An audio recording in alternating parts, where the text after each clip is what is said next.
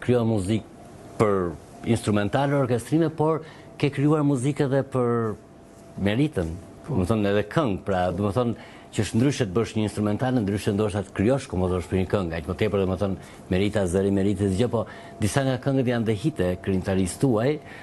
Besoj që ndihesh mirë në të dyja anët, qoftë si krijues në instrumentale, si instrumentist, por edhe në krijimtarinë muzikore për meritën. Do një ndjerë dhe ke bërë një ndarje të bukur ndoshta në këtë hapësirë të muzikës të mirë në shqiptare. Vërtet është gazi, zoni Meritës më jep mundësi shumë, krijoj këngë të cilat janë shumë specifike që nuk janë për çdo kënd. Domethënë bëhen qëllimisht vetëm për zonin e Meritës, pastaj kush ka qef le t'i këndon nuk ka problem. Janë disa hite për shembull ashtu siç e thatë edhe juve, ajo e jotja jam që është një hit fakt. Ka qenë krimi i parë ndoshta? Për meritën. Për meritën, pas operacionit. Për meritën, krimi i parë. Pas operacionit që pati. Pastaj është kënga O Tirana jon. Patjetër për Tiranën. Është kënga Zoti ty të vraftë. Të vraftë, shumë e bukur. Pastaj është kënga Ujna i ku jeta. Pastaj është kënga Zemrën time. Pastaj është kënga kushtuar heroit kombëtar Skëndelajt Barllën Llagamit. Që është kënduar edhe në recital e Meritës për herë parë, besoj. Për herë parë.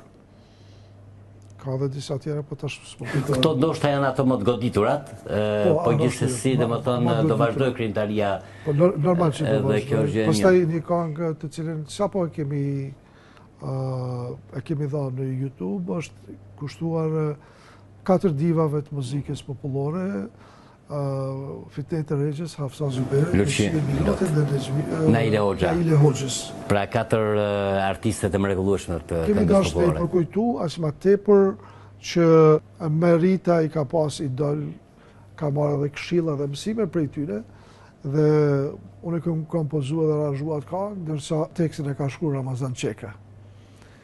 Dhe ka dalë një këngë shumë e bukur, është këngë për të dëgjuar, nuk është për të vallëzuar. Edhe shumë profesionale. Është profesionale, kuptohet, edhe është këngë koncertale akademike, si ta themi, dhe me thonë se është përkujtimi e gjitha tyne zonjave që ne kanë lënë një thesar shumë të pasur me zërin e tyre dhe me këngët e tyre.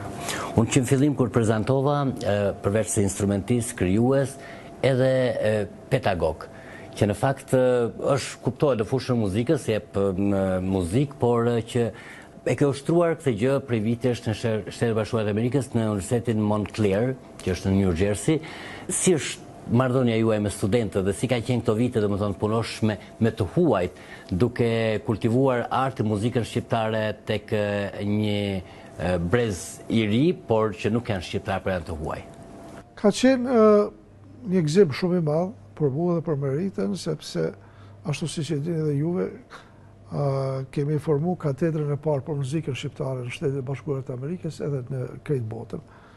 Dhe ka qenë gëzim i madh sepse ndoshta edhe vetë profesorët, edhe studentët, as që e dishin ku është Shqipëria ose Kosova. Domethënë, u duf një punë e madhe, një përkushtim jashtëzakonisht i madh, sepse përveç që këngëve që i mësojmë, të gjitha këngët shqiptare, të gjitha këngë të përzgjedhura nga Kosova, nga Shqipëria e Veriut e Mesme, Jugut, nga Çamria, nga Kalabria, nga Presheva, Lugina Preshevës, nga Maqedonia. Domethënë, i mësojmë këngët, gjithashtu i mësojmë edhe instrumentale, domethënë vallet që vallëzohen edhe që nuk vallëzohen.